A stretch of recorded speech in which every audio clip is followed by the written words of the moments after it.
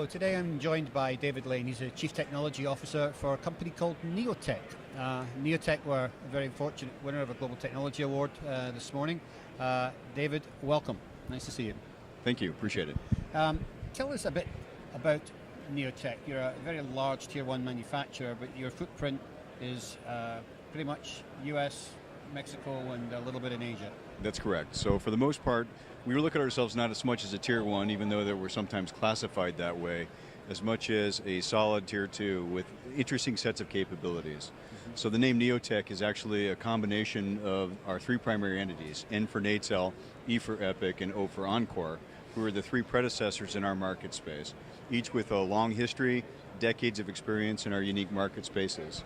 And as the three companies came together, from our perspective, the interesting aspect of that is not only the unique capabilities that each of the entities brought, but the fact that even though we played in the same spaces, there was so little in the way of overlap and such complementary capabilities as we brought the companies together. Interesting.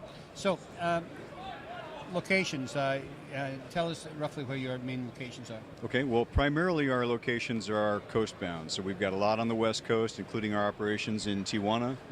We've got several operations along the East Coast in Massachusetts, kind of aligned along innovation corridors. Okay. And then we've got good solid presence in the mid portion of the continent with our operations in our flagship operation in Juarez, a Mil-Aero specialty location in Longmont, our design services and engineering center of excellence out of Naperville, Illinois, and then the Ohio Valley operations again on the East Coast. Wow, so you've got quite a spread really across We do, 14 manufacturing sites throughout the world, including that presence that's in Asia, but it's primarily in China for China. Okay, that's in Suzhou, isn't it? Suzhou, that's correct. Suzhou, yeah.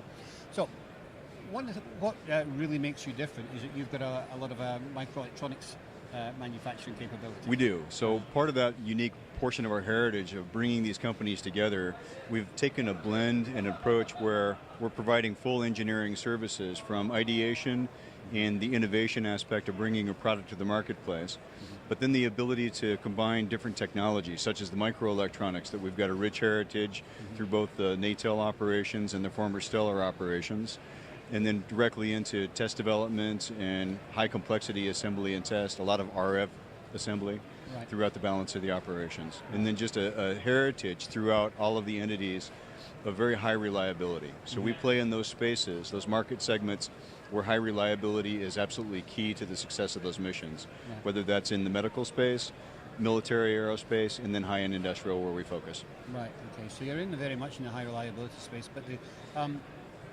tell me, you also do a little bit of work for other people on the microelectronics side. We do to a degree. I mean, there's some customers that will engage us very much a la carte only for the microelectronics. So we do sell microwave modules, filters, products that are in that space. But we also see a trend where a number of different segments of the marketplace are needing miniaturization of their product, taking it from the SMT pure play arena into some degree of integration and miniaturization, and we've got the capabilities of designing all the way down to the wafer level back into a smaller package. Right. Okay, well, if you're working in such a high reliability space, you must have a wide range of accreditations. We do. Yeah?